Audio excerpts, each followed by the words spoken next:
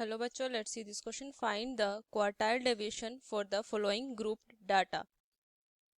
तो इस क्वेश्चन को सॉल्व करने के लिए मैं की कंसेप्ट अप्लाई करूं. की कंसेप्ट तो क्वार्टाइल डेविएशन का फॉर्मूला होता है Q D is equal to Q3 minus Q1 upon 2. ये फॉर्मूला होता है, इसे अप्लाई करना है. तो this one is class interval, this one is frequency and cumulative frequency, and this is lower boundary.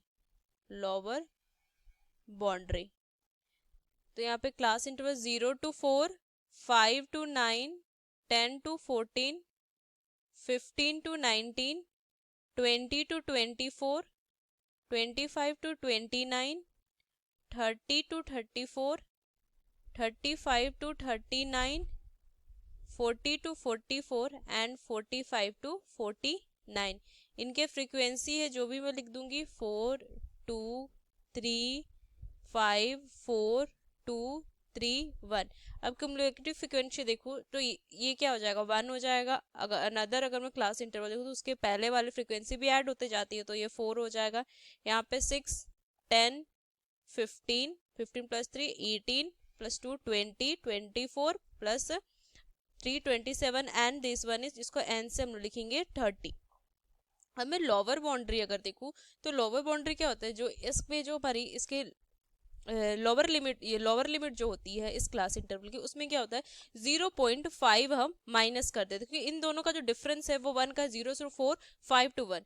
तो क्या जो डिफरेंस उसका हाफ क्या करते हैं, लोअर है जो लिमिट है उसमें क्या करती हूँ मैं, माइनस कर देती हूँ. तो ये हो जाएगा माइनस में 0.5, यहाँ पे हो जाएगा 4.5, 9.5, 14.5, 19.5, 24.5, 29.5, 34.5, 39.5 एंड लास्ट वन इज 44.5. ये मैंने टेबल कंप्लीट कर लिया. अब इस क्वेश्चन को अगर मैं सॉल्व करूं तो Q D is equal to Q3 minus में Q1 अपॉन 2.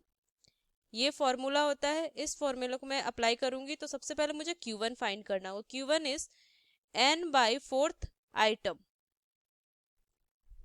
तो n 30 है, तो यहाँ से क्या लिखेंगे 30 upon fourth item is equal to 7.5 item. ये आएगा. अब मैं अगर टेबल में देखूँ तो bigger value of 7.5 item is 10. अगर इस टेबल में तो 10 है तो फर्स्ट क्वार्टाइल क्लास क्या हो जाएगा, लोअर बाउंड्री इज 14.5. तो मैं यहाँ से लिखूंगी hence first quartile class lower boundary is 14.5. आगे मैं फर्दर इसको क्वेश्चन को सॉल्व करूँ तो Q1 is equal to L plus n by 4 minus C upon F into lambda. ये फॉर्मूला है. इसको अगर मैं use L is equal to 14.5, n by 4 7.4 पता है. और अगर मैं C की वैल्यू देखूँ तो ये 6 होगा, क्योंकि अगर मैं टेबल में देखूँ तो ये कितना है, ये हमारे ये 14.5 लोअर बाउंड्री है, तो इसके ठीक पहले वाली CI की यहाँ पे क्लास इंटरवल की CF लेते हैं तो ये 6 होगा. तो C इज इक्वल टू 6 है.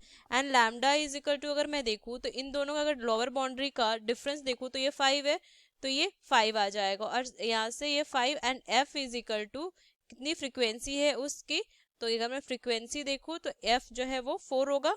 यहाँ से F इज इक्वल टू 4, तो 4. बस इसको मैं वैल्यू फाइंड कर लूंगी तो Q1 कितना हो जाएगा, अगर मैं देखूँ Q1 तो 14.5 प्लस में 1.5 अपॉन 4 इंटू 5, तो Q1 is equal to 16.375. Q1 की वैल्यू आ गई. अब Q3 फाइंड करूंगी तो Q3 क्या हो जाएगा 3 into n by fourth item. तो इसे अगर मैं सॉल्व करूँ तो 3 into 7.5 is equal to 22.5 item. तो अगर मैं टेबल में देखूँ तो इससे ठीक पहले बाद वाली जो वैल्यू होगी कितनी होगी, 24.5 होगी. तो इसे मैं लिखूंगी 24th आइटम फ्रॉम टेबल मैंने लिया, तो Q3 की वैल्यू क्या हो जाएगी अब, L प्लस में 3 इंटू एन बाई 4 माइनस में C अपॉन में F इंटू लैम्डा। अब लैम्डा की वैल्यू तो सेम होगी बट L चेंज हो जाएगा, मेरी C चेंज हो जाएगा और F चेंज हो जाएगा। तो Q3 के लिए अगर L देखूं तो L कितना हो जाएगा, टेबल में देखेंगे तो L जो हो जाएगी वो 34.5 होगा। तो यहाँ से लिखेंगे L 34.5 प्लस में 22.5 माइनस में 20 अपॉन में फ्रीक्वेंसी 4 इंटू 5। तो बस इसको सॉल्व करूंगी तो Q3 की जो वैल्यू आ जाएगी वो 37.625 आएगा। अब मुझे Q1 Q3 फाइंड हो गया तो QD में फाइंड कर सकती हूँ। तो QD is equal to Q3 minus Q1 upon 2 is equal to Q1 कितनी वैल्यू आई थी 7.625 माइनस Q1 की वैल्यू रखेंगे 16.375 अपॉन 2। तो यहाँ से माइनस करके जो डिवाइड करूंगी 2 से तो 10.625 ये फाइनल आंसर आ जाएगी QD की, और ये मुझे फाइंड करना था। तो using this key concept we solved this question. Hope you understood it well. Best of luck. Thank you.